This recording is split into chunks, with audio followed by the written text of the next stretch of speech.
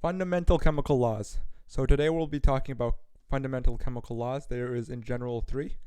First is the law of conservation of mass, then it's the law of definite proportions, and finally the law of multiple proportions. The law of conservation of mass. This simply states that mass is neither created or destroyed. What does that mean? Let's say I have 6 molecules of H2O, which is water, right? H2O is made up of oxygen, over here represented by the O, and hydrogen. And let's say I have 6 of them. Well, actually, let's make them 3 to reduce the numbers. And suppose I put them into a reaction.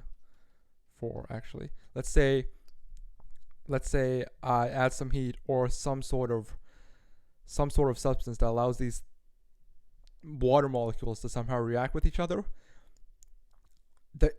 The input of reactants has to be equal to the outputs of products. What does this mean? It means that if I have 1, 2, 3, 4, 5, 6, 7, 8 hydrogen molecules, then after the reaction is done, I should still have 8 hydrogen atoms. My bad, I mean atoms.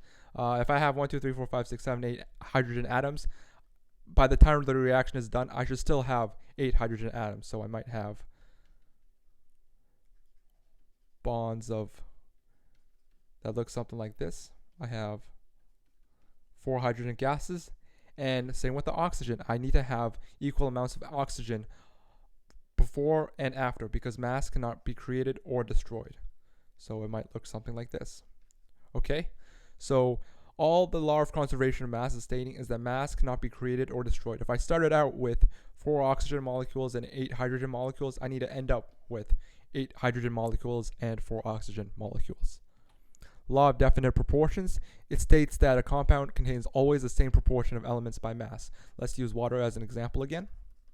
Okay, if I found water, it must always contain 1 oxygen and 2 hydrogens. If I looked at a water molecule, it must contain always 1 oxygen and 2 hydrogens. If I found something like this is not water anymore. Okay, this is a different substance. Or if I found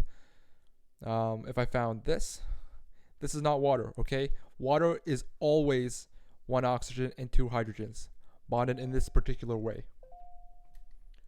Okay, finally, the law of multiple proportions.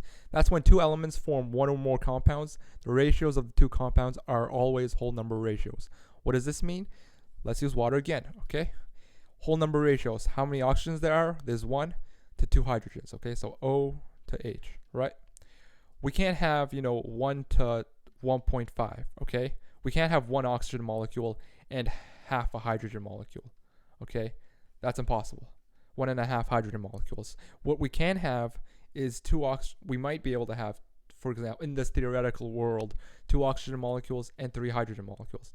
Now, this compound doesn't actually exist, but you sort of get the point, right? Because atoms come in, you can only have 1 atom of something. You can't have half an atom. You can only have 1 atom.